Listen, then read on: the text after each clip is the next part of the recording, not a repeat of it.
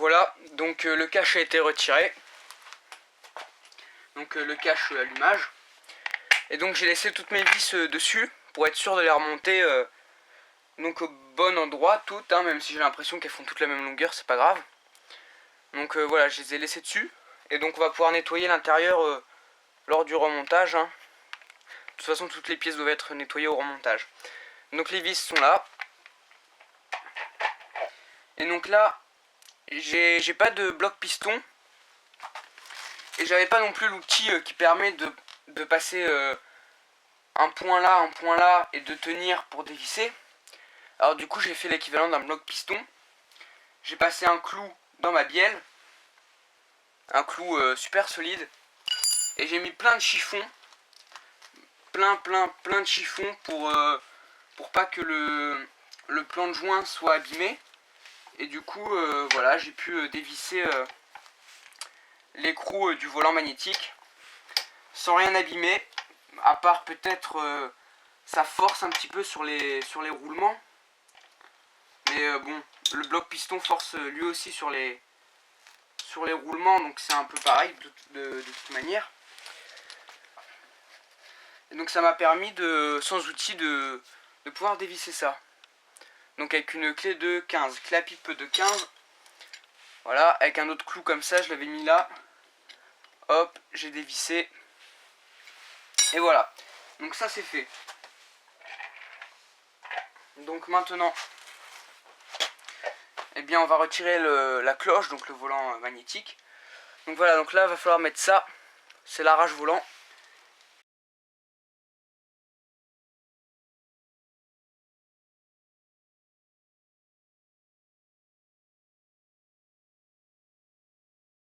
On visse l'arrache.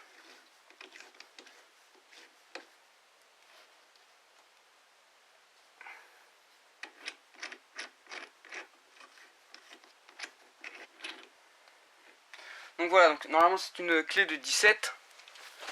Alors, clé de 17. Qu'en ai-je fait?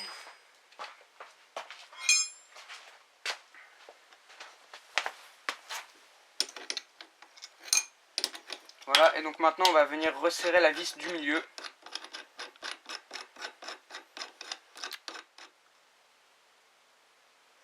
Le volant magnétique, donc le rotor a été retiré. Voilà. Donc le rotor parce que il tourne, c'est la pièce qui va tourner autour du stator. Et donc le stator c'est cette pièce là. Donc avec les bobines de cuivre. Qui sont... Ouais voilà. Donc grâce à l'arrache volant j'ai pu le retirer.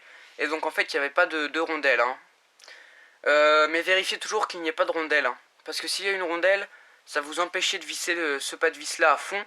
Et du coup quand quand ça va tirer, ça pourrait casser le pas de vis du volant. Donc vérifiez qu'il n'y ait pas de rondelle. Voilà. Et pareil, quand vous le retirez le volant, faites très attention. Parce qu'il y a une petite clavette. Donc on voit la rainure à l'intérieur là. On la voit, je sais pas si la caméra pourra voir. Mais il y a une rainure. Donc c'est pour la clavette. Et donc il y a deux options qui peuvent Enfin il y a deux choses qui peuvent se produire. Soit vous retirez le volant, la clavette tombe. Dans ce cas là il faut la retrouver. Soit vous retirez le volant et la clavette reste sur le vilo. Donc moi là la clavette elle est restée sur le vilebrequin. On peut la voir ici. Enfin on la voit un tout petit peu quoi. Donc voilà. Donc ça c'est retiré. Donc maintenant on va retirer le stator. Pour retirer le stator, voilà, donc la partie avec les bobines de cuivre. Et vous dévissez donc 3 vis comme celle-ci.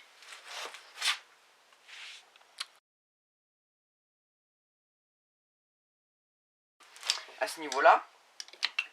Et bien en fait, il se trouve qu'on a un petit problème. Voilà, donc les 3 vis sont dévissées. Il se trouve que, hop, ça on le retire en fait, voilà. Et bien on ne peut pas. On est bloqué parce que le fil que vous voyez ici là, qui longe, qui va jusqu'à l'allumage, là, qui va à l'allumage, eh bien on peut pas le retirer parce qu'en fait il passe dans la platine. Et la platine est derrière. Alors du coup on est obligé de retirer la platine pour pouvoir retirer le stator. Donc on retire les deux en même temps. Donc pour retirer la platine qui va nous permettre de tout retirer, il nous faut normalement une clé comme celle-ci. Ou alors une clé, enfin un embout comme ça, hexagonal un peu, enfin hexagonal quoi. Seulement vous allez vous rendre compte que ça va pas marcher. À peine j'avais touché au vis que la tête était ronde. Et donc je suis allé voir sur internet et apparemment c'est courant. À chaque fois, quasiment tout le temps, à chaque fois qu'on essaye de dévisser ces vis, elles s'arrondissent. Donc la solution, marteau, tournevis. Et donc il faut prendre un tournevis qui soit qui vous ait pas coûté trop cher ou alors qui soit de très bonne qualité ou je sais pas quoi. Parce que vous voyez la gueule du tournevis après avoir servi, il est tout cassé. Vous voyez. Donc ce qu'on va faire, c'est qu'en fait sur le tournevis, c'est ces vis là qui ne peuvent pas être retirées. Eh bien on va venir se placer de dos avec le tournevis comme ceci. On va taper assez fort, hein, vraiment très fort même, enfin pas trop fort non plus, mais on va essayer de faire une encoche, vous voyez, donc il y a des encoches. Une fois qu'il y a des encoches de fait, le tournevis, vous n'allez pas le placer droit comme au début, vous allez le placer de travers, en biais, comme ça. Et vous allez taper dans la vis. Et donc là, en tapant, ça va la dévisser. Et ensuite, vous finissez le travail avec ceci. Donc là, j'en ai dévissé deux. Et là, je viens de réussir à dévisser la troisième. Donc voilà, donc là, je retire la dernière vis.